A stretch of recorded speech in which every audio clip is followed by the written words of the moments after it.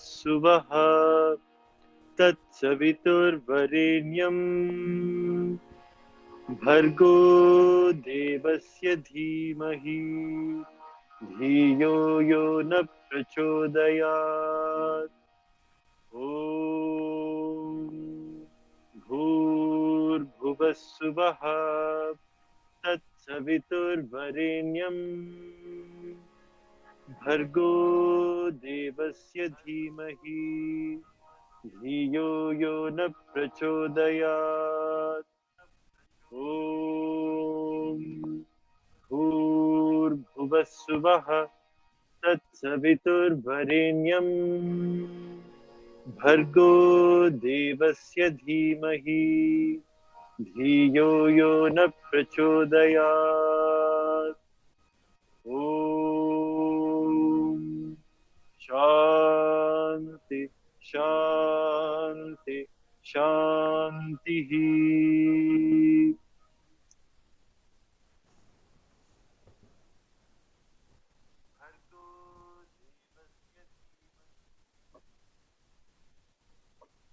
Sairam, dear brothers and sisters. Thank you for tuning in to our New Year's Eve program.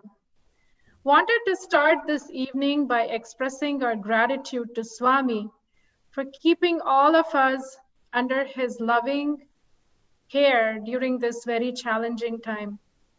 We're also thankful to Swami for giving us the Sathya organization, which has helped us immensely during this time to keep us united, strong, and focused on him. All our centers have gone above and beyond to ensure a smooth transition to this virtual mode and to create a sense of community under this new normal. So we thank all our officers and our members for supporting and encouraging us throughout the year.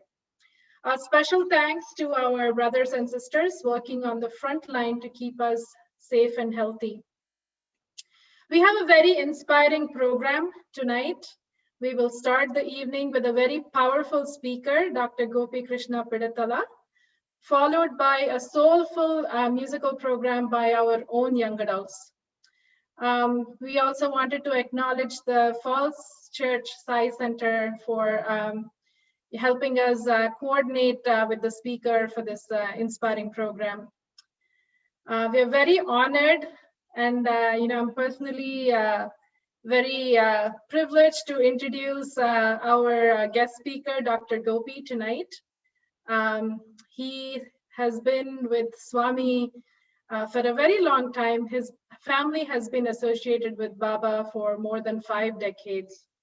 He has countless personal experiences with Swami, and each interaction that he had is filled with divine guidance and message, which would be relevant for all of us. Brother Gopi is one of the founding members of the Hyderabad Youth group, and he has been a role model to all the Sai youth, not just in India, but across the world. He has been serving in the Sathya organization in various roles. He's a trustee of the Sathya Gram Seva Trust. He's a joint secretary of the Prasanthi Society and the convener for Sai National Leadership Program for Self-Transformation. And he's also the convener for the Sri Prasanthi Vidya Vihar School in Hyderabad.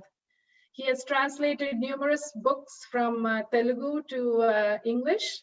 He's a very well-known speaker in the Sai community. He has given many talks across the world. By profession, he is a CEO of a healthcare firm in Hyderabad. I had the honor in knowing him personally, and my family has known his wonderful wife, Ganga, and we're just really very grateful that he's able to help us count down to this new beginning of 2021. So without further ado, over to you, Brother Gopi.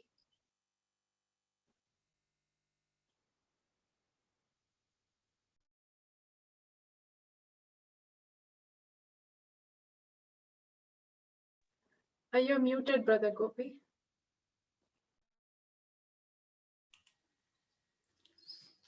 Sairam. Banu tejamo kante basillu chundu manchu telupu kanna minchiyundu ఆకాశము కన్న అతి సూక్ష్మయైయుండు సర్వజీవుల యందు బర్వియుండు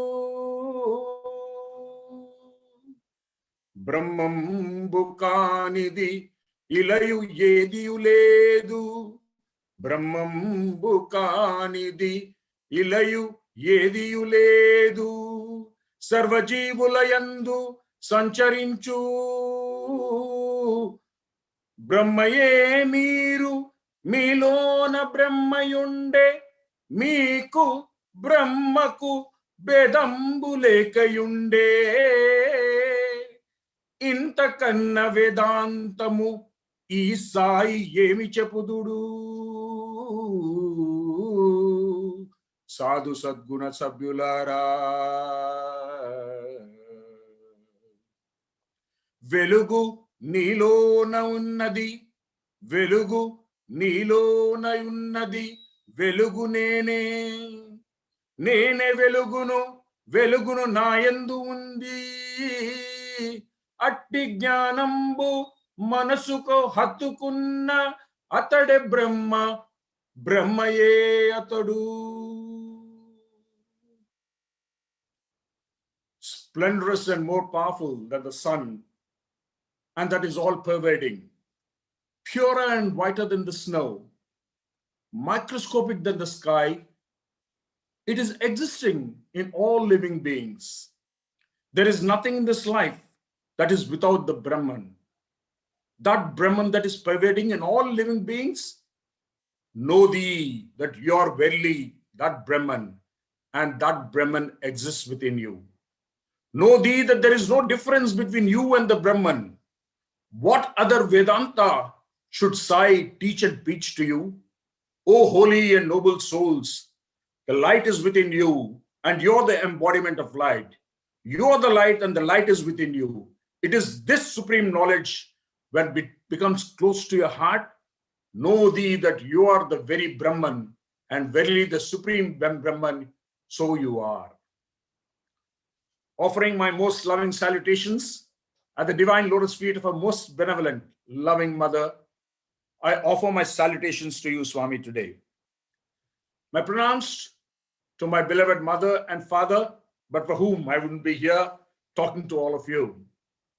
Brothers and sisters of this almighty family, Jai Sai Ram. Wishing you a very, very happy, holy and new year 2021. As we usher ourselves into the new year, let's start with some noble thoughts and noble messages of Swami, living in his grandeur. And today's satsang, I hope, will be a great opportunity for all of us, remembering him and following his ideals as we march into the year 2021. So I will start with a few anecdotes of my personal experiences with Swami. We have been abundantly blessed by Swami, and we live every moment of that love that Swami has showered on all of us. Okay, let me take you back to the year 2005. This was the time, I'm sure that many of you would have known about the Hyderabad Youth Group, a very vibrant, a happy and a jolly lot of youngsters, very mischievous.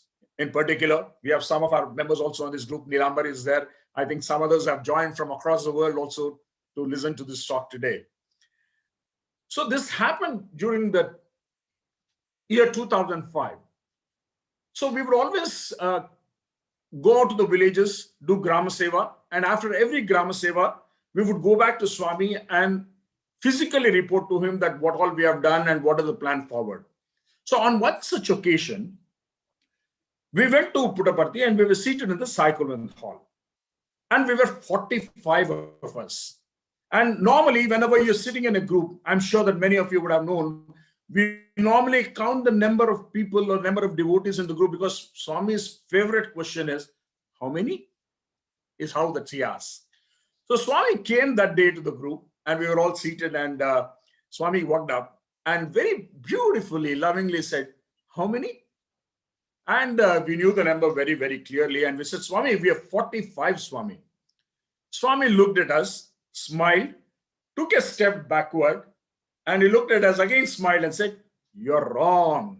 And we were amazed. We thought that, we counted it very well. We normally double check, triple check. We do this many times, when Swami asks this number. Then Swami smiled and said, am I not there with you? Oh my God, this was something, very, very phenomenal. And immediately we corrected ourselves and said, Swami, we have 45 plus 1, Swami, we have 46. Swami looked at us, smiled, and then walked away. So it happened that, a few months later, when we were all again seated after a Seva activity, we were about, I think 55 of us were there. And we knew this time that Swami would come and he would also ask the same question. He came, and in that beautiful, loving, mellifluous voice, he came and asked, how many? And very vibrantly, we knew the answer very, very well. We said, Swami, we are 55 and you are with us. So we are 56, Swami. Swami looked at us, smiled at us, took one step forward, and then came closer and said, Tappu, you're wrong. Me andaritotu nenu unnanu kada? Am I not there with each one of you? He said, my God, this was another learning that we had.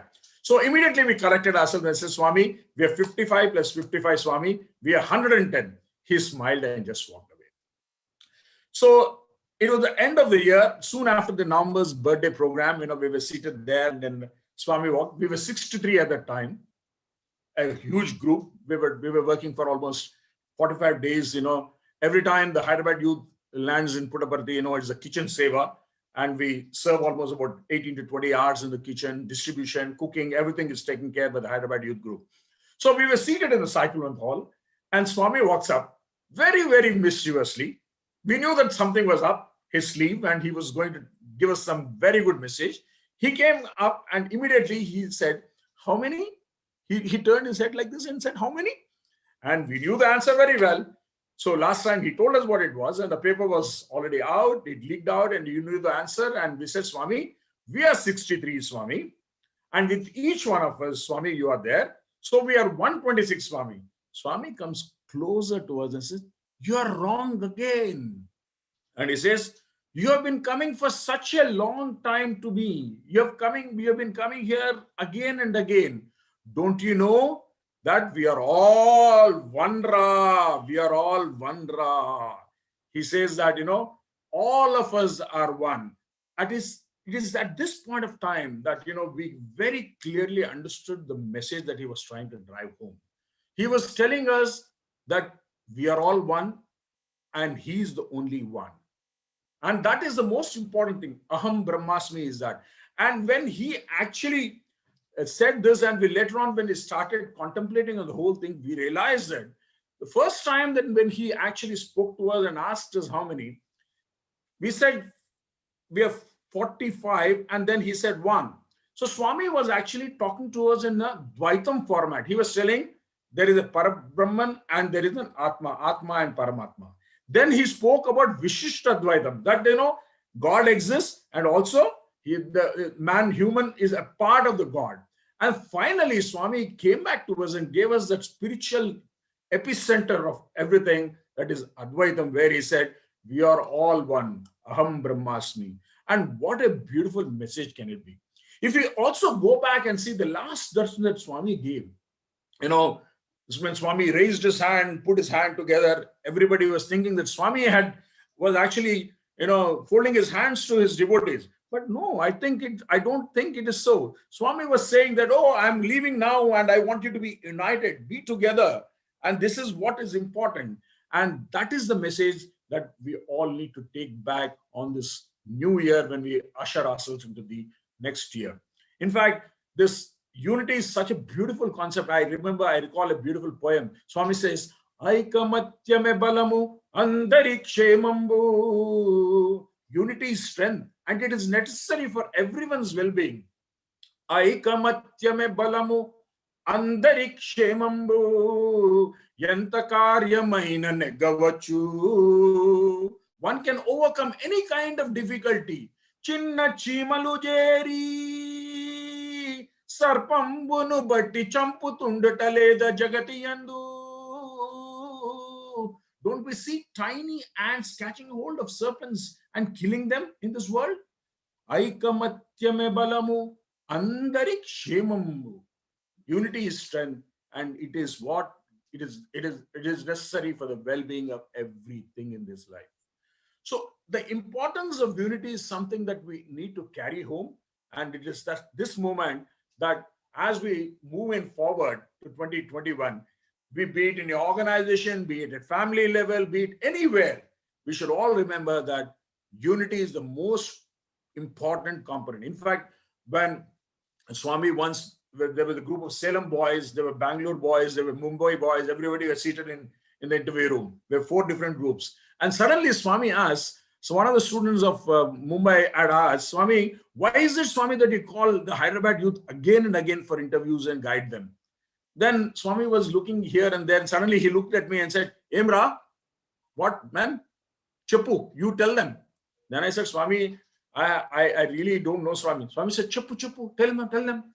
Then I told Swami, I took the audacity to tell Swami, the first thing is that I do not know what it is, Swami, but you have very, very extraordinary love for Hyderabad, Swami. I do not know what punyam we have, what fortune we have had actually. We have so much, you have so much of love Hyderabad people. Swami said, correct too. Then I moved on and said, Swami, I think you like our unity, Swami, in the group, and that is the reason that you call us away again and again. Swami said, correct. Wherever there is unity, I am physically there. And this is one of the beautiful lessons that we have learned in our life. Now, as we move forward, a number of devotees, after Swami attained Mahasamadhi, stopped going to Puttaparthi. They think, Bhagavan is physically not there right now. Do we need to go? Even if we go, we just go as a flying saucer, dip in for a day and come back. We do all sorts of things, because we have started looking at Swami internally. That's a beautiful sign of actually moving ahead in spirituality. But nevertheless, it is necessary maybe that we need to definitely go to Puttaparthi and have his divine darshan. Now, for those devotees or those people who think that Swami's love and grace doesn't exist or has come down to a great deal, personally, here is a beautiful incident that I would like to narrate, which happened in the year 2014, maybe 3 years post his Mahasamadhi. This was actually,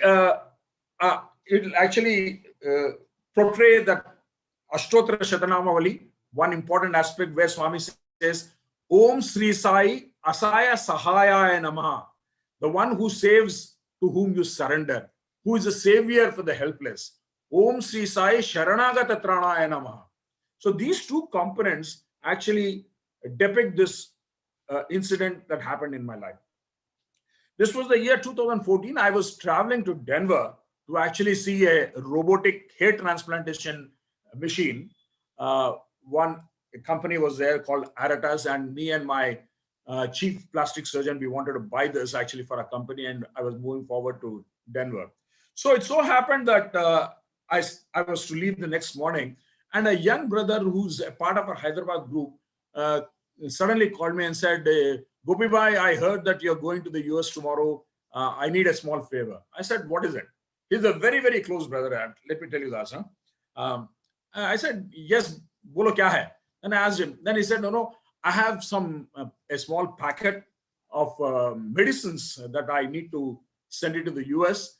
I would be very grateful if you could actually take it along with you and hand it over to a particular person in New York, or maybe we can also post it and when you reach Denver. I said, okay. Then I asked him this question, hey, you're saying medicines, do you have the relevant papers for that? And all documentation is there, are they there? And I asked him this question and he said, everything is there. And he said, I will give it to you at the airport the next day morning when I was to take the flight at 5 a.m. in the morning. Well, I reached the airport and he was also there. He handed me 3 small covers of medicines, which I took it. He gave me a set of documents. I just, went through the documents. Then he said, this is FDA approved, FDA, format documents and everything. I said, okay, this is all fine. I took it. I divided all the medicines, 3 packets into 3 different bags, put it, checked in 2 bags, and I had 1 carry-on, and I left. We reached Chicago in the morning, and I told my colleague, who was a plastic surgeon, I said, you just walk out to the Green Channel. I have some pickles that I'm carrying, and I also have these medicines. It's mandatory that I tell them that I have these samples that I'm carrying with them. So I went to the customs, and there was a customs officer there, and I went up to her and said, ma'am, what do you have to declare? I told her that I have these medicines that I'm carrying, and these are the documents. She took the documents in my hand. She started looking at the documents, and she asked me this question, where are you bringing this from? I said, I'm bringing this from Hyderabad in India. And they said, who gave this to you? I said, a friend of mine gave this to me. She said, do you know the name of the company from which it's going? Well, frankly, I did not know the name of the company because it was a last minute transaction he just gave me. I said, it is there, the paper's there. She said, okay, but where are you sending this? I said, I'm sending this to one particular person in New York. Then she said, she went back. There was a discussion about some officers. There were a couple of officers who were looking at the entire documentations. And she comes back and says, I'm sorry, Mr. Pidatala, this drugs are banned for entry into the United States of America. These are banned scheduled drugs, and you're not permitted to carry them into this country. I said, the documentation is there, and I believe they said that. Then she said, you do not know whom it should be sent to except a name and number, and you do not know the details of this product or anything. I said, if you have any issues, you can test them and check. There's some eye drops and some tablets were there. I said, we will definitely do that, and we will look at it. But in the meanwhile, I think you're going to be retained here, and we'll have to check it out. We could also arrest you for bringing in this medicine. I said, what nonsense is this? And I said, no, these are very truly the medicines that these are drugs, are scheduled drugs. They're banned. And that was the first jolt of what I had. Then they said there were a bunch of officers, and there were about 7 or 8 of them. They were just pouncing on me like leopards, and they were saying no. And the way they were speaking to me so rudely. Then they took me to another room, a very big, strong room, which was maybe about 20 feet by 25 feet, a steel room. And they put me on a table that started interrogating me, asking me all sorts of weird questions, abusing me, in the most filthiest language they could do. And they were criticizing me and saying, all this, you Indians do this and stuff like that. I said, hang on, I would like to speak to somebody who I know. I said, my brother works for the World Bank, and as a very senior executive, I would like to talk to him. They said, no questions until we finally get the report from the lab of what these drugs are. We will not permit you. You cannot use a phone. You cannot reach out to anybody. This is the thing. We'll either have to arrest you and take you into custody, or we'll have to take the permission of the Indian embassy and deport you back to India. This was something, I tried to help out somebody with a good thought of taking something to another place. And this is what was banging me. And I continued to argue with them. And that was the first time in my life I cried. I cried bitterly because the way they handled me was inhumane. And then I said, I would like to talk to your superior officers. Then one lady came and said, superior officer will come. Maybe the bill tell you'll have to sit down here. Then this went on for quite some time. Then at that point of time, suddenly it stuck to me. I said, listen. I am a member of the Sri Sathya Seva organizations. This is the Sai organizations, and we believe only in speaking the truth.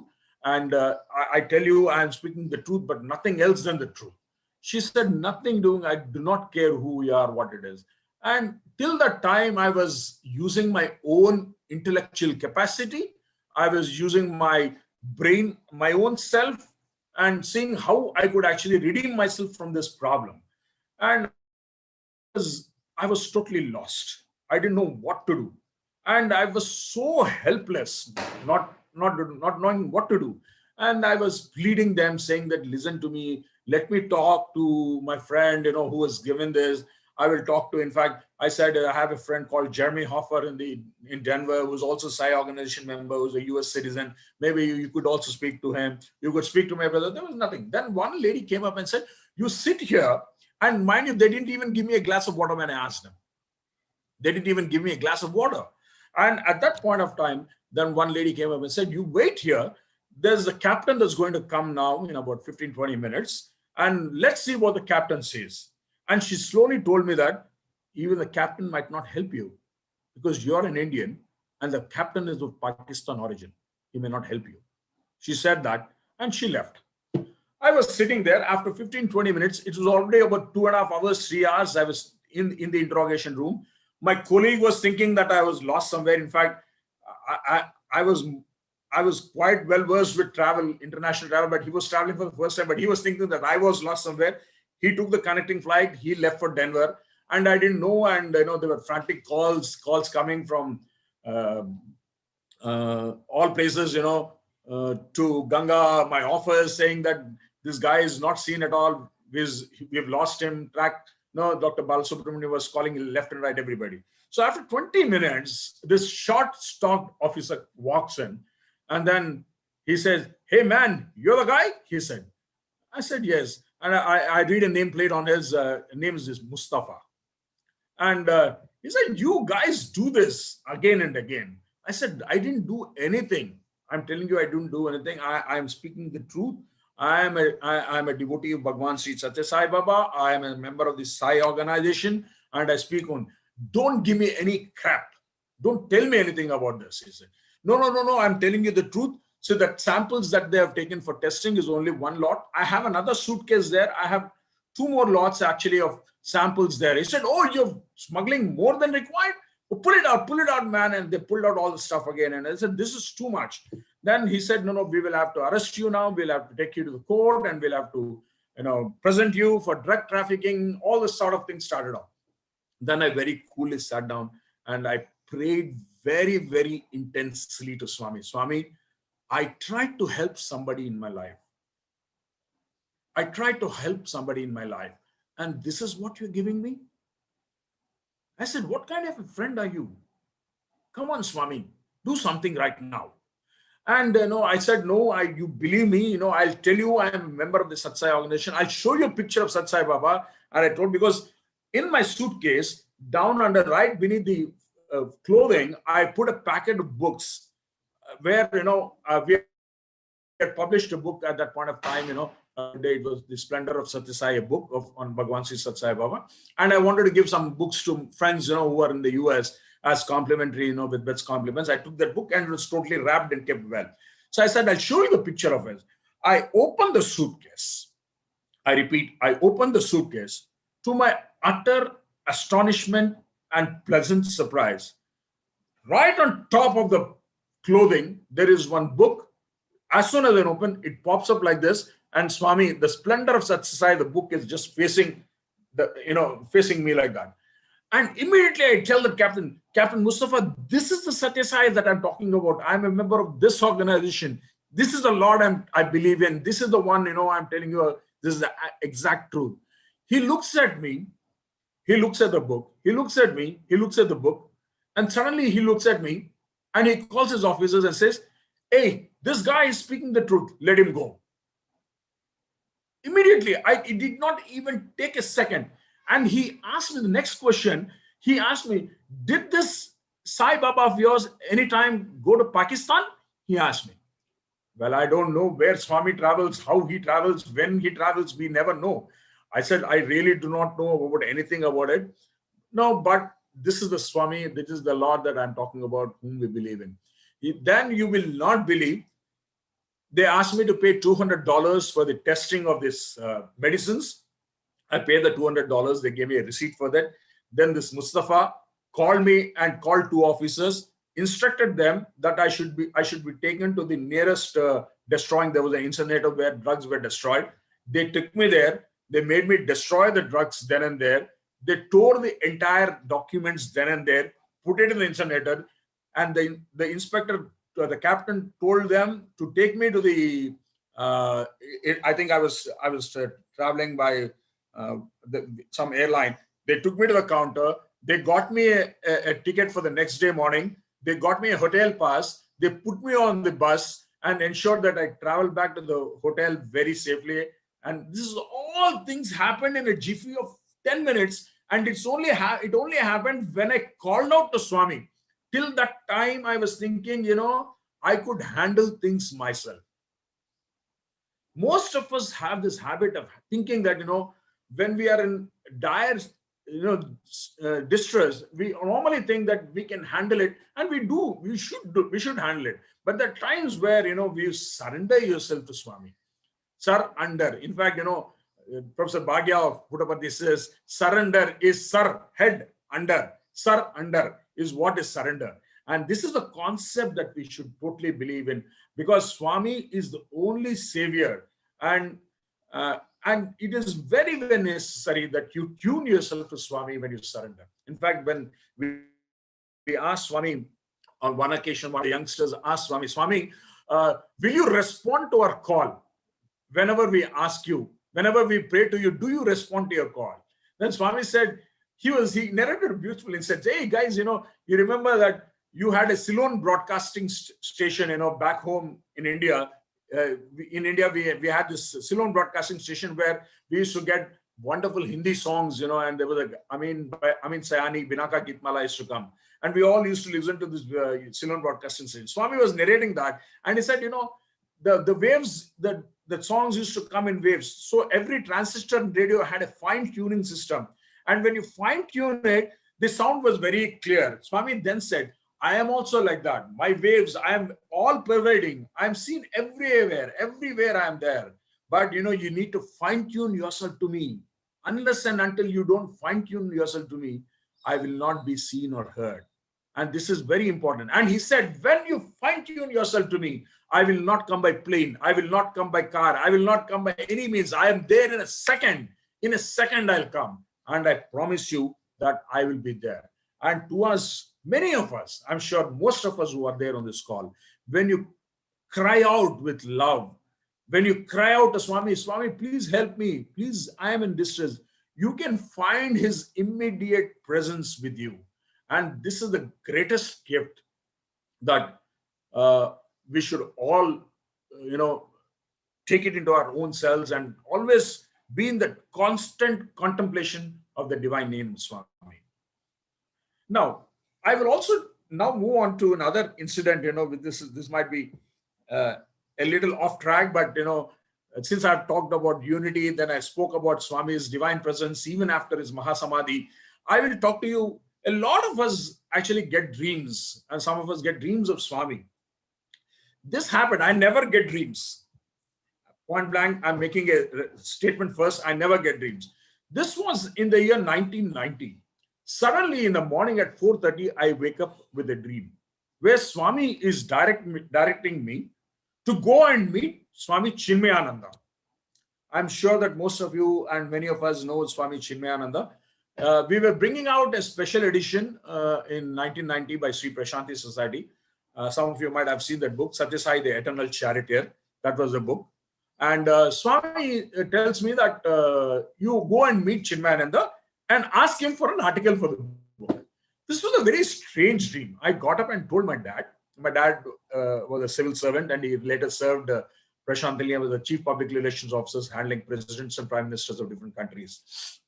So I told my dad. My dad said, maybe, if Swami says, maybe there would be an article that's coming from Chinmayananda. Why don't you try it out? So I just brushed it aside and I went to the office. I was working for the government at that point of time. At noon, a friend of mine, one of our youth group members, one of the founding members, Chandrasekhar, he calls me and said, Anna, where are you? I said, I'm in my office. Where will I be? He said, Anna, there's something very important I need to tell you. I said, what? He said, Swami Chinmayananda is in Hyderabad and he's coming very close to your office, to a judge's home, and there is a Pada Seva that is happening. Why don't you come and now let's go and see him? I thought, what is happening here? All of a sudden somebody calls me who never calls me during office hours and says, Swami Chinmayananda, it was just about a mile away from my office. And I said, come over. Then we both of us on a motorcycle in those days, good old days when we used to ride on motorcycles and do a lot of tricky stuff. We went there. By the time we went there, Swami Chinmayananda had left. We said, Arey, yeah, this is something, I get a dream and here is something that happens, and Swami Chinmayananda left. I brushed it aside and then went back to my office work. At 5:30, when I was logging out from my office, another elderly Sai devotee, one Mr. R.V. Subbarao, he calls me and said, hey, where are you, man? I said, uncle, I'm at office. I'm just leaving home. He said, no. Swami Chinmayananda is coming to a place near Kundan Bagh, very close to your home. It's just a few blocks away from my home. And me and Mr. Desai, another advocate, and Satish Bhai, we are all going there. Would you like to join us? I said, why not? And we all went. The entire family went, and Swami Chinmayananda was seated there, and the devotees who were actually his followers doing Pada Seva and stuff like that. And after some time, he came in. And we were introduced as Sathya Sai devotees to him. They said, Sathya Sai devotees, yes. And then he started talking about spirituality, Atma, Paramatma and everything. Then suddenly I took the audacity and said, Guruji, I have a small request. He said, what is it? I said, Guruji, we are bringing out a very special souvenir on the 65th birthday of Bhagwan. And we would be very happy if we could contribute an article to this. And the moment I said that, he reacted very, very sharply. He said, what? You want me an article? You want an article from me? That too, you want me to write to publicize Sathya Sai Baba? Does Sathya Sai Baba need publicity? And he went bang on. And then I was wondering, what is happening? I just asked an article. Why is he reacting so well? Then I kept quiet for some time. And then I slowly said, Guruji, this is not the scene. I am not asking you. But, it so happened that at Pratakal at 4:30, I got a dream. Where Swami directed me to ask you. He looked at me so, he said, Baba asked you to meet me? If God asks you to meet me, then you shall get an article, he said. And that was such a beautiful revelation. He said, when God appears in your dreams, it is true. It is a reality. It is a reality. You will get an article definitely from me. And he said, I am going to discuss a lot of things right now. You put it into an article format and print it. And in that discussion, there was a devotee, some follower of Chinmaya, from Chinmaya Mission, who said, Guruji, is it true that the rivers of Sarayu are so pure and so, potent of curing diseases, that if you take a dip in the river Sarayu, all your sins are washed off, all diseases are washed off. He said, yes, correct. But why do you want to go to Sarayu? Dig into any of these pockets of the Sathya Sai devotees. You will find a Vibhuti packet of Vibhuti of Sathya Sai. You take that, eat a little bit, apply it. It is more powerful than the rivers of Sarayu. And that is what he said. So imagine, brothers and sisters, there's so much of divine leelas and divine sanctity that the Lord is showing us.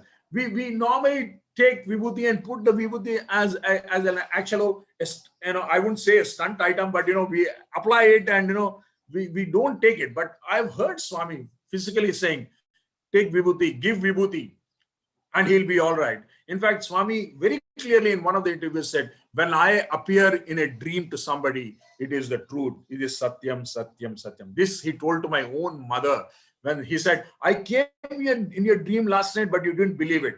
Correct? Avana? Kada? I said, then she said, yes, Swami. I came yesterday in your dream. So Swami, when he comes in your dream and he gives you a direction, don't brush it aside. There is a reality.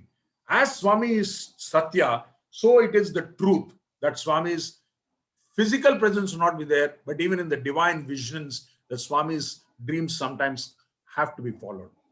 That's about a thing. And I just received one message saying that Anna, please narrate this incident. This is a wonderful incident of your life, and we would want you to we would want to listen to this. This is a story that happened actually in 1993. One of the most beautiful incidents in my life. You have seen a picture, when I was introduced with an escort team there. We were the escort boys of Swami. In fact, the escort team actually started with Hyderabad. In the mission of Swami, in the avatar of Sathya Sai, the first time if somebody had thought of escorting Swami on motorcycles, it was the Hyderabad Youth group, and Swami had come to Hyderabad in 1993.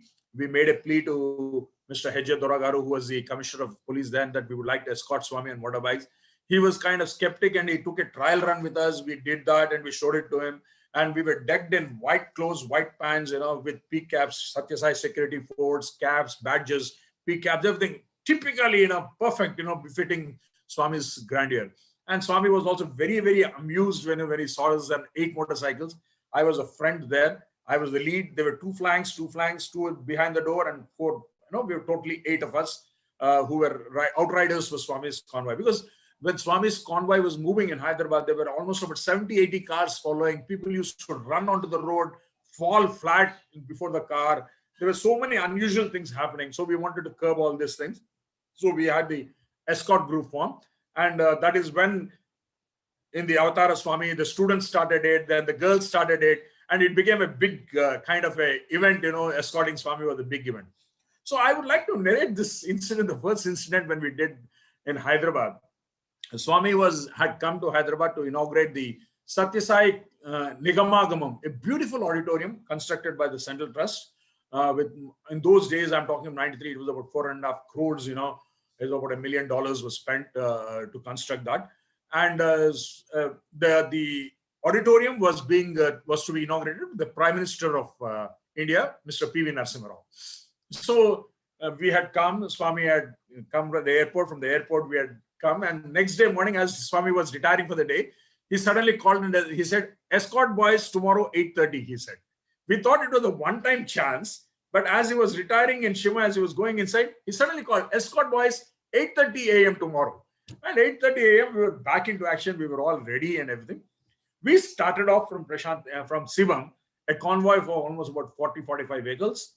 And 9:30 was the inaugural time of the Kalyana Mandapam, the auditorium in Hyderabad, and the Prime Minister was to be there. The who's who was actually to be present there in this inauguration in Hyderabad. So as we were reaching the auditorium, and I was the lead, in fact, right in Swami's Swami's car, I was the only guy. So wherever I move, the convoy moves. And Mr. Dora, the Commissioner of Police, was driving Swami's car. Swami was seated. Mr. Chakravarti uncle was also there in the car. And we were going, and a few minutes away from the Kalyana Mandapam. Suddenly, a police officer on a motorcycle comes up to me, comes right beside me, and said, "Sir, kindly slow down your convoy. You are leading the convoy. You kindly slow down the convoy. The Prime Minister's convoy is reaching the Kalyana Mandapam in a few minutes, and we don't want it to clash. So you please slow down." And I said, okay. And I was wondering what to do. In the meantime, as we entered the final lane where we had to enter the gates of this Kalyana Mandapam, I look at this right across at the corner of the road where there is another entry. I see the Prime Minister's convoy coming in. And here was the decision that I need to take. Do I stop the convoy of Swami and let the Prime Minister's convoy go? Or do I stop the Prime Minister's convoy and takes the Swami's car inside first? This is a decision that I had to take in split of seconds, actually. Then I just closed my eyes and I thought, and immediately there was a wonderful young motorcycle rider who was on the left flank of Swami near Swami's door. I just beckoned him. We had some signals to that. I just called him. He came in front of me. I said, "Go and stop the Prime Minister's convoy." He zoomed across to the gate. He put his motorcycle across in the center of the road. He put his hand like this, and he gave a signal for the Swami's convoy to come in. And we went into the portico, and right at the portico, we stopped. Swami stopped. Swami got down the car. He was received with Purnakamam, and all fanfare was there. The Prime Minister also came. Everybody joined. And all of us, we were standing there. We parked our motorcycles, 8 motorcycles. We were all standing just like that with our P caps and everything. And Swami started walking up the stairs. And as he was started walking up the stairs, a bunch of police officers came up to me and he said, "Sir, what have you done?" I said, "I know, I was working in the government at that point of time." I said, "I know this is a security breach of the Prime Minister. I know what is going to happen. Please wait till Swami goes inside." And he said, "No, no, sir, we'll have to take you under custody for security breach." I said, "I know everything. Just hang on for a few minutes. Let Swami go inside." So Swami, Chakravarti uncle, elders, Justice Anjaneyulu, the top-notch people, and Doragaru, the Commissioner of Police, everybody was there. They were walking up. And one more step, and Swami has gone inside the auditorium. Imagine at that point of time, to all of us, we knew we are gone. We were gone. Swami enters, these guys will take us in. Swami was to step inside. Swami looks behind suddenly and he says, "You guys come up."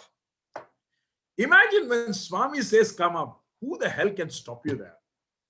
And everybody stopped because Swami waited for us at the portico there for us to come. We all rushed, We said, "Swami is calling us, we'll come back." We went in. Swami didn't say anything. He walked into the auditorium. The entire auditorium was full of VVIPs. The top-notch people of the country were there. And there was no space.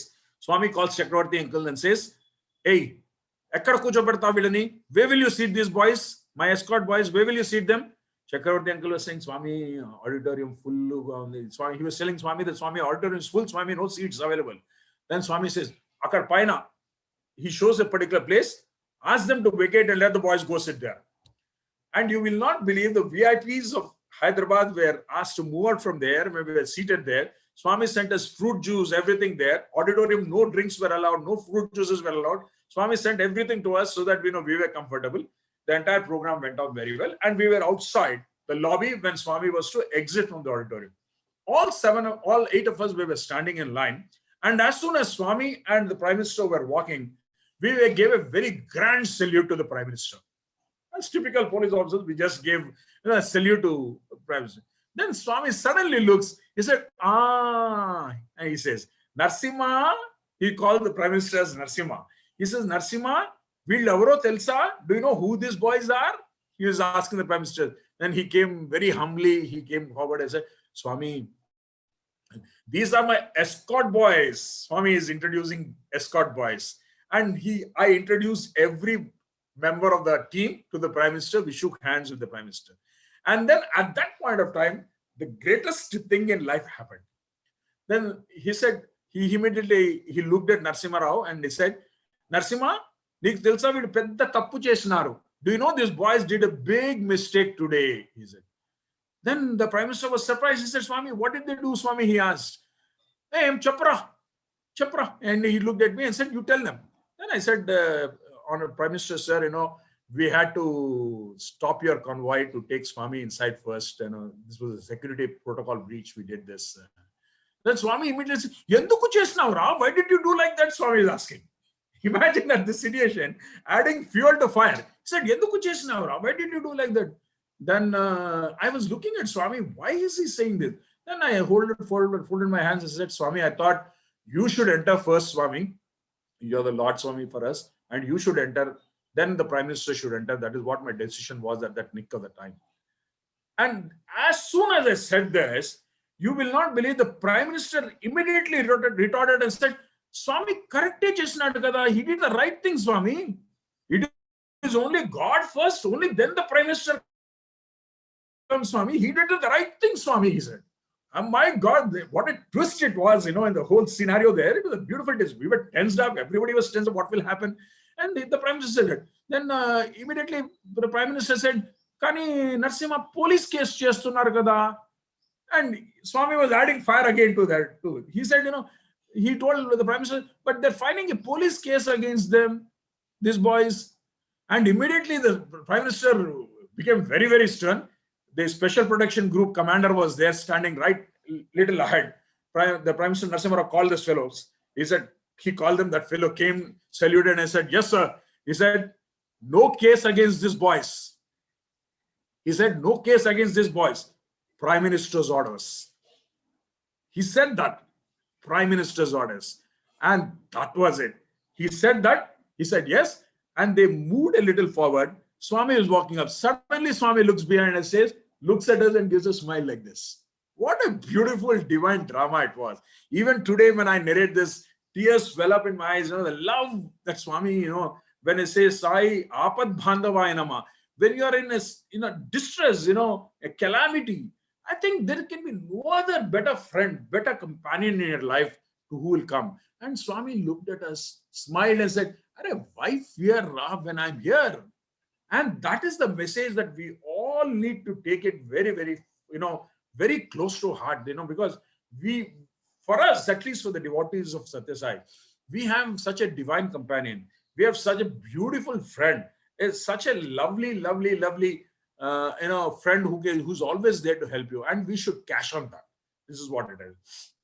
Now I go back to another, since I heard that there are a couple of youth also who are listening to this talk. I think this is something interesting to them. Some of you may agree, some of you may not agree this, but this is what Swami has told us.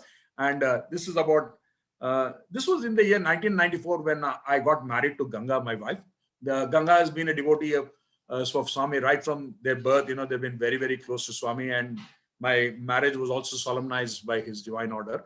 And in fact, when Ganga was 3 years old, Swami promised her when she was playing a drama in the Sathya Sai Vidya Vihar High School, like I think Yashoda, not Yashoda, the concert of Lord Krishna.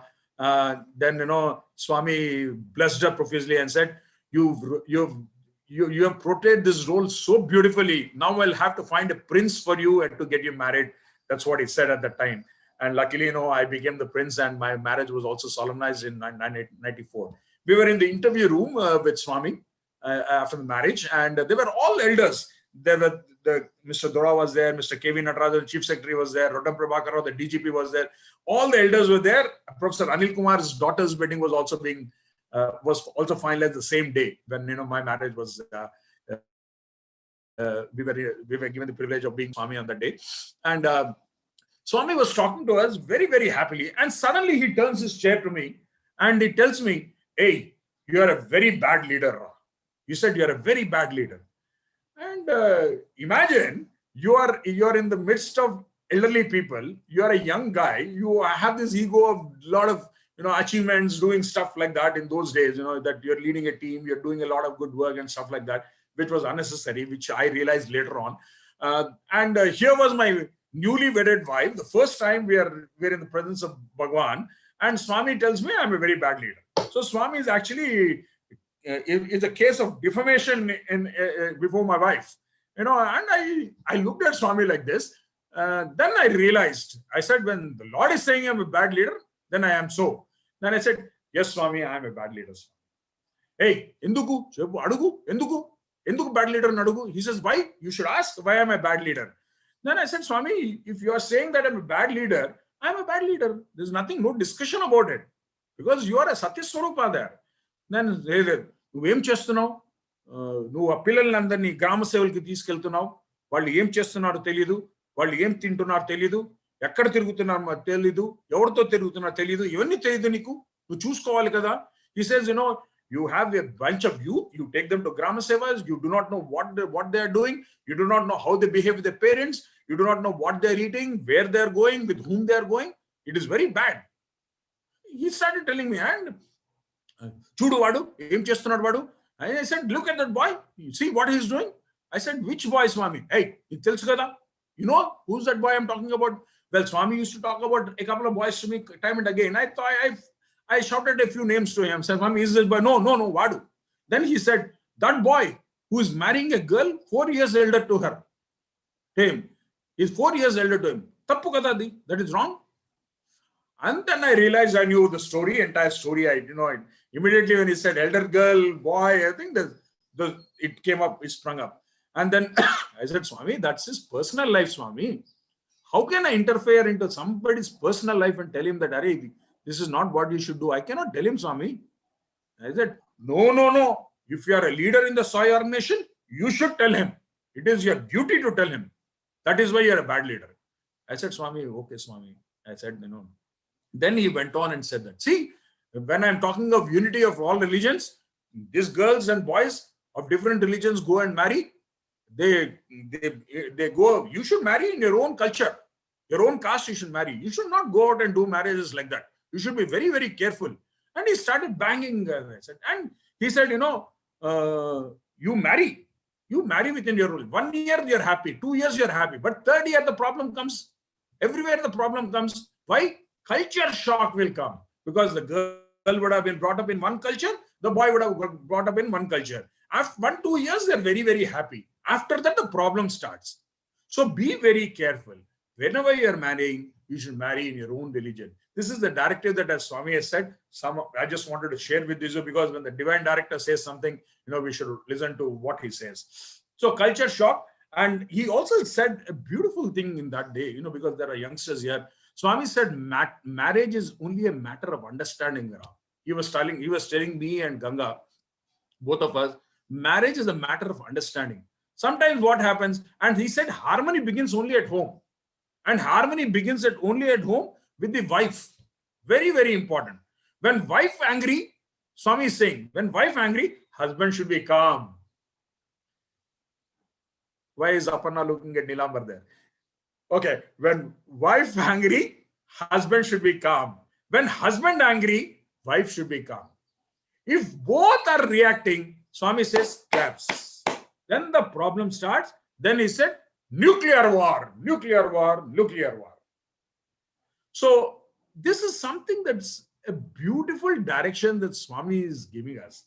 And, I think what better, directions can Swami give us? When he says that a marriage is a matter of understanding, sometimes, we need to adjust in our life. We cannot ever get 100% perfect husband. We cannot ever get 100% perfect wife. There has to be some via media, and that is what Swami was trying to tell us. And post my marriage, in fact, soon after that interview, Swami called my wife and said, come back with your son next time. I will bless him. And that is when my elder son, Sai Santosha, was born. He now lives in Los Angeles, and he's a part of the young adults group in the United States. A good musician, good sings well, is a percussionist, and some of your videos and everything, he helps out in doing that. So I would like to just narrate one small incident that relates to him, which again brings out the grandeur and glory of Sathya Sai. So this boy, when he was around 2 years age, constantly he used to get up in the night, mid of the night, around 1 o'clock, 2 o'clock, and he used to cry out and saying that, hey, I see somebody there, that fellow is trying to kill me, this fellow is trying to do something to me. He used to shout. So a kind of complex nature actually developed to it. And we went and we sought a lot of medical help, but it didn't help. Every day almost it used to happen. A lot of friends came and told me, no, I think maybe some evil eye would have been there. Dishti taglindi, idi taglindi. We all come up with so many things, and all these things. And everybody was trying to give him an advice. I was seeing that he's a blessed child named by Bhagawan, and what can happen to him? But this continued for a long, long time. Over a period of 15-20 days, we used to suffer every day. He used to say somebody is opening the bathroom door and trying to come and hit me and stuff like that. He used to, kind of, in a psychiatric movements, this kind of.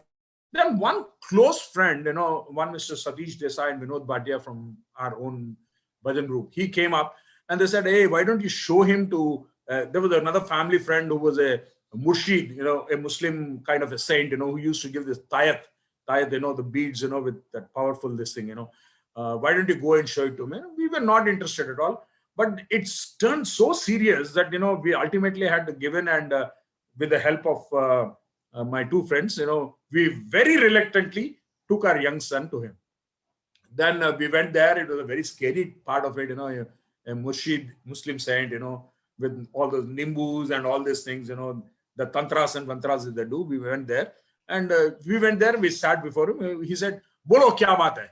Then we said, "This problem is there." Then he said, "Iska naam kya hai?" Then I told him his name is Sai Santosha. And he pulled out a book, big book, which is the Muslims, they call it the feigning. It's called a book called feigning. He pulled it out and he looked at it and he started writing numbers. And suddenly he looks up, "Iska naam kaun lagaya?" I said, "What is it?" He asked me, who named him?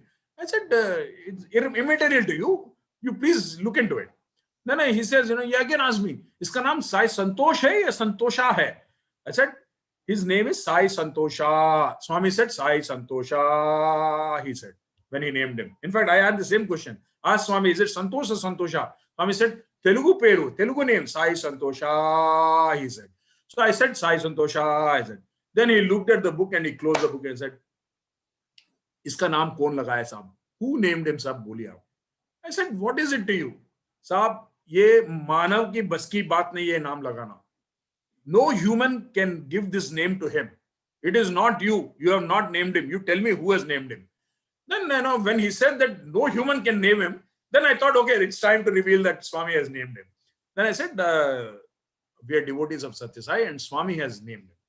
He said, Bolo na sahab. Tell me, sir, why are you thinking twice about it? Allah hai sahab, Sathya Sai Baba, Allah hai sahab, aap nahi jante sahab. Kisi baat ki bas nahi hai sahab. No human can name him sahab. It is only Allah who can name him sahab. Sai Baba, Allah hai sahab. Hum jante, aap nahi jante hai sahab. He said, I know that he is Allah. You don't know sahab.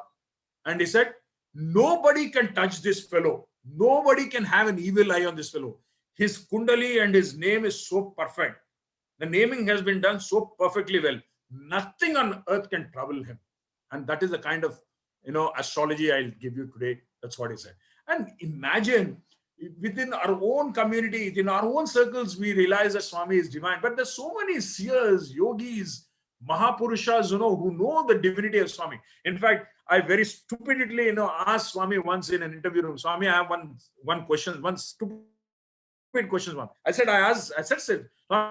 Swami, can you answer? Swami said, you always ask silly questions. Ask, what is it? I said, Swami, I see prime ministers, I see presidents, I see politicians, scientists, all the who coming to you at your divine lotus. But I don't see one segment of people who don't come here, Swami. He said, Yavarra, who are they? Swami, don't sadhus, yogis, mahasiddhi yogis don't know that your Swami is the Lord? Why don't they come here? Swami looked at me, smiled and said, Pichi vadivi, mad fellow. Are vallu vaste neekekadundra chotu kuchodaniki. If those people come here, where do you have space to sit here? There are crores of them. And I give my darshan and blessings to them wherever they are, he said. So that is the kind of revelation Swami gives to us. And I have heard so many stories from yogis. In fact, one of the books that I translated, if you have an opportunity to read it, Sathya Sai and Yogis, where we have interacted with almost about 78 different yogis, including Ravi Shishi, Ravi Shankar, and many other people of the present era. The yogis, who have said that Sathya Sai is the Sakshat Shiva Shakti Swarupa. He is the Swarupa. I have heard seers and yogis in Tiruvannamalai who are saying that Arunachala is the Sakshat Shiva and he is Sathya Sai there. Physically, they say that we can see him. There are so many yogis, Swami Yoga, Atmananga. There are so many, I can list out so many of them. So we are very, very blessed. Swami has allowed us, Swami has allowed us to be in his immediate presence. So I know that I have only about 10 minutes to go, but I will just wrap up very quickly with one story. But before that, I just want to talk about sadhana. In fact, when Swami was talking to all of the youngsters about Kirtana and this thing, Swami was telling, in this present age of Kali Yuga sadhana namasmarana, Swami says. For this Kali Yuga, the biggest sadhana that you could do is namasmarana. So singing the glory of the Lord. And in this particular age, Swami was telling us, he says, God has bestowed ears, nose, eyes, and mouth. He says there are no shutters for ears as well as nose. Because if you smell something, you can forget it after some time. If you hear something over a period of time, you can forget it. But eyes, when you see something, it so happens that that image will be persistent all through your lives. And mouth, he says, Swami says, the 32 teeth are Rakshasas, and there's a beautiful tongue which actually very carefully actually placed within these Rakshasas. And Swami said, Maya, illusion actually dances on the tongue of yours. Maya, nartaki vale, natya martuntundi. Maya dances like a nartaki, like a dancer on your tongue. So be very, very careful. As youth or young adults, you should be very careful what you speak, what you say. So instead of letting that Maya dance on your tongue, I am giving you a beautiful idea. You should start, you reverse, take it as kirtana. Let your tongue always be in the immediate presence of kirtana. Sing the glory of the Lord and you will be saved. So for us, all of us, individual sadhana, which is a very, very important aspect. Even the 9-point code of conduct, the 5th point is, don't criticize us. The tongue is very important. Swami has spoken about it in very great detail. So the tongue control is very, very important. And Swami says, Kirtana is the most important aspect of one's sadhana. So I will end this talk with this story that is dear to us. As I was telling you, that the Hyderabad youth has been very, very lucky, very, very fortunate of being in the immediate presence of under the umbrella of Swami. And in fact, Swami himself used to direct us. He used to tell us, hey, next Sunday, Nellore Kelandi. He used to tell us which place to go and do what. So we had the opportunities of, conducting hundreds of Grama Sevas, hundreds of conventions, bringing thousands of youth under the Sathya Seva organizations. In the entire twin states of Andhra Pradesh and Telangana, we had every Saturday and Sunday, we used to go out in the villages. I'm sure all the youngsters who are listening, they can relive the moment, of how we used to head out to the villages and spend Saturdays and Sundays. For 22 long years, I've never been at home on a Saturday and Sunday.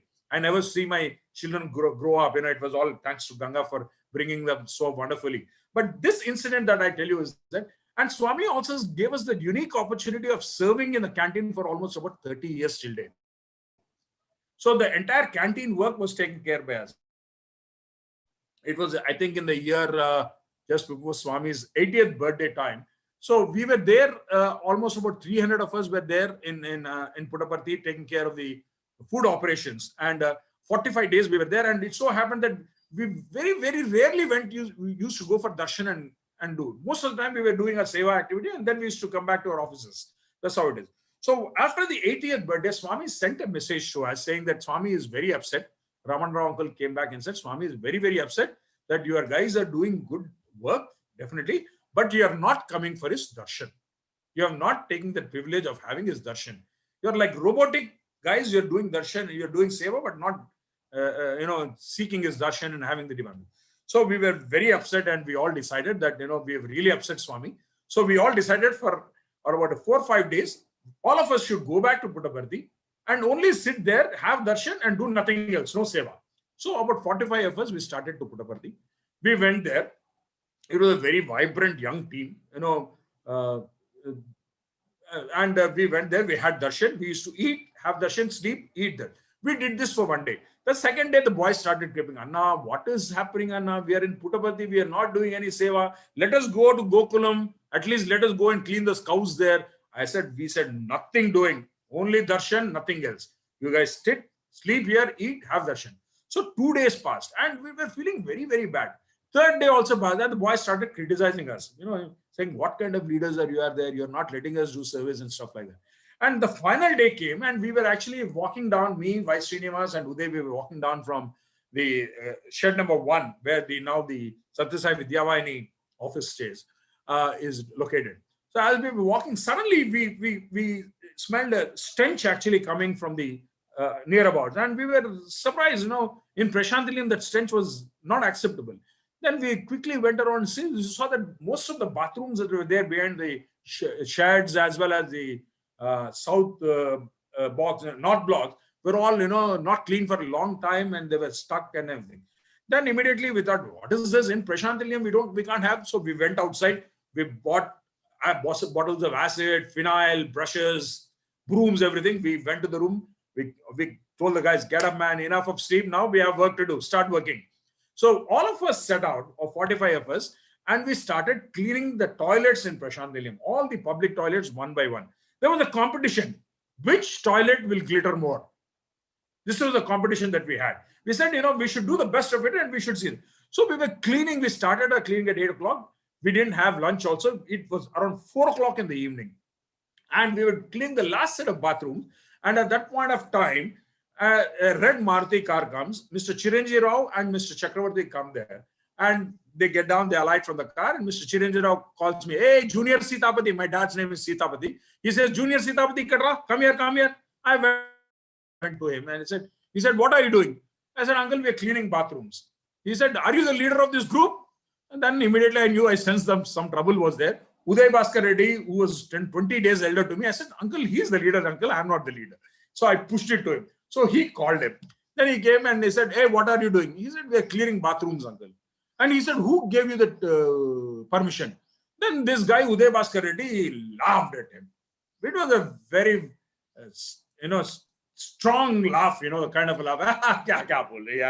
Then he said, uncle, what are you talking, uncle? He said, Amy, what? He said, uncle, this is my home, uncle. Do I need permission to clean bathrooms in my own home? Do I take permission to clean bathrooms in my home? He said that, and immediately Chiranjeev uncle, I don't know how many of you know him, he really was fretting and fuming for this answer. He said, and he took the car. I told that we all gathered and said, kya bol diya yaar? What did you say? You should have left it alone. Now you said this gentleman, this young old stocky gentleman will go to Swami. Swami is Rama avatar, Krishna avatar, every avatar is there in Swami. He will listen to everybody. He will go and complain. These guys gave me a stubborn answer. And he will say that this is what has happened. And Swami will take us to task. With that, they said, kya karna hai? Okay, what has happened has happened. Next day morning, we were about to leave. In the morning, we had to have darshan and we had to leave. Swami comes to us. He's walking up to us saying, rowdy gang, rowdy gang, rowdy gang, rowdy gang. He comes to us. Then we knew something was in store. He said, Yem chestunar Ramiru, what are you guys doing? And he said, we just kept our mouth shut. We didn't want to say anything. We knew that there were some big bats coming up right now in front of us. Then he said, go inside, he said. Then he called us for an interview. We were all seated inside the interview room. And Swami was talking. Suddenly he said, Yem chestiri, what did you guys do yesterday? Then we said, Swami, we cleaned bathrooms, Swami. Swami said, hey, permission? Who gave you permission? Swami asked. Then we knew the Chiranjeev uncle has already told Swami. Because the same question has been asked there. And we said, my God. And we all looked at Uday. Ab bol beta tu, you now talk. You said that, now you talk to the Lord. You tell him what you want to say. Then Uday very beautifully said, Swami, it is not your permission, Swami, that is important, that is there, Swami. It is our home, Swami, we cleaned it. But more than permission, Swami, you gave us an opportunity to serve it in Divine Lotus Seat, Swami, he said. And I tell you, the moments we said that to Swami, Swami was so blissful, so joyful, and I cannot describe that day. He was so happy. He said, correct. And soon after he said, hey, Chappandi, you tell me, what is the greatest reward that God, he was showing himself. He said, what is the greatest reward that God will bestow a good worker? We came up with so many stories, X, Y, Z, we came up. No, Swami said. And Swami went on to say, when there is a good work that is happening, which is God's work, the greatest reward that God, he was showing himself, God bestows is yet another opportunity to serve. He will give you another opportunity to serve, to redeem yourselves. And dear brothers and sisters, we have so many opportunities in our life, knocking us left, right, center, forward, backward, top. We get so many opportunities. And Swami says, never lose an opportunity of sins. And this is the greatest message that we should carry home. And the last day of our year, when we are moving forward, this 2020 has been a very traumatic year for all of us, personally, professionally. But there is an opportunity. There is a ray of hope that's there around the corner. We are moving one day forward. January 1st brings in new horizons, new vistas, new hopes. And let us move forward with a beautiful thought of opportunity, that something good is there in store for us. There is a wonderful friend with us. There's a loving companion, divine companion with us, who is there to take care of you. In fact, on the same day interview room, when Swami actually materialized and showed us the no stud of the Kanaka Parameshwari, he actually showed us in no stud of Kanaka Parameshwari, the Lord, which is somewhere in the museum in some part of England. Swami, after showing it, he asked us to take Pad Namaskaram in the interview room. We made lines and queues in the room. And after all that, we took Pad Namaskaram. Swami sits like this in a simhasan like this. He put his hand like this. He tells us whether you guys believe it or you don't believe it. If you don't believe it, it is your karma.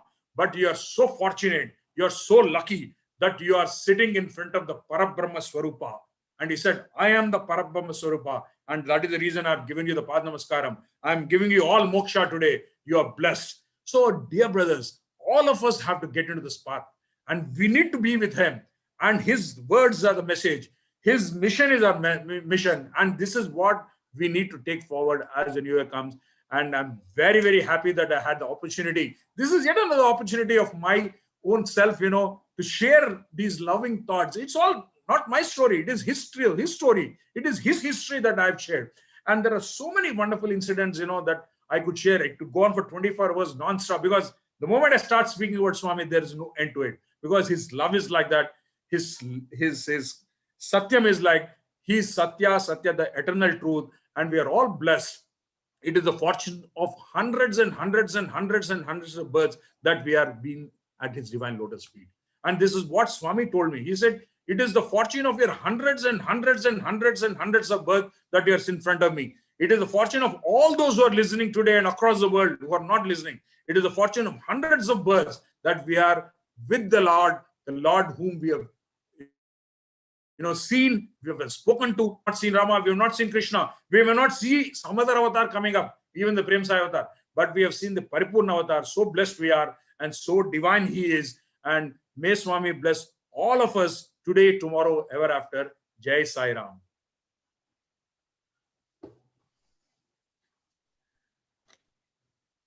Sai Ram, everyone.